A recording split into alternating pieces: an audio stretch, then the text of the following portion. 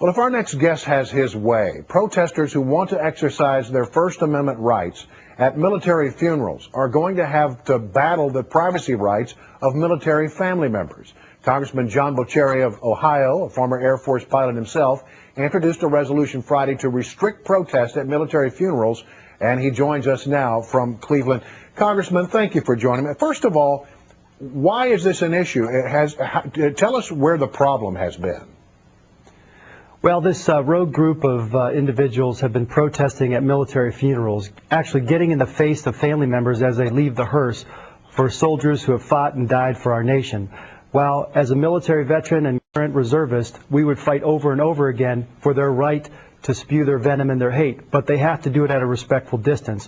The right to free speech ends where the right to privacy begins, and no one of our rights trumps the other. We've introduced a bill I did in the state legislature in Ohio. It was called the Let Them Rest in Peace Act, separated them 300 feet away from the grieving families so that they could grieve in peace. And that's what we want the Supreme Court to uphold when they hear this case. Well, I mean, look, I was just down in Florida. The president arrives for an event down there on the Space Coast. There were protesters there were kept miles away. They had the opportunity to voice their concerns, but they were kept a long way from the leader of the free world. Why just 300 feet? Why not, let's say, a mile? Well, Brian, over and over again, and just recently as 2000 in Colorado versus Hill, a Supreme Court case, they said whether it's at an abortion clinic or whether it's at a protest for a political rally, they have to be at least 300 feet away.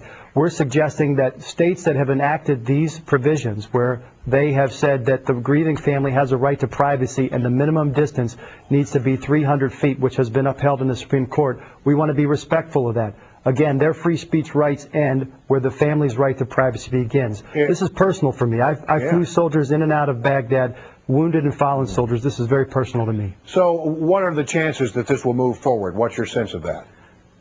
Well, I think we're having bipartisan support. Congressman Duncan Hunter, another Iraqi war veteran, he and myself have, along with others, have introduced this resolution. But we want the Supreme Court to stand by what they've said in the past, whether it was Hill versus Colorado or most recently in 2004 where the National Archives versus Favish supported the family's right to privacy. And we want the Supreme Court to hold up and honor the right to privacy as one of our founding rights. All right. Well, listen, the best of luck to you on this. I think many Americans would find what these protesters are doing quite objectionable. You correctly point out that even unpopular speech has the right to First Amendment protection. So it seems like a reasonable compromise should be able to be found there. Thanks for joining us. Thank you, Brian. All right. Thank you much. Yesterday's heated confirmation hearing for appellate court nominee Goodwin Liu could be a preview of what's to come this summer when President Obama makes his second nomination to the Supreme Court. Our Caroline Shively is following the latest on all this story. Hello, Caroline.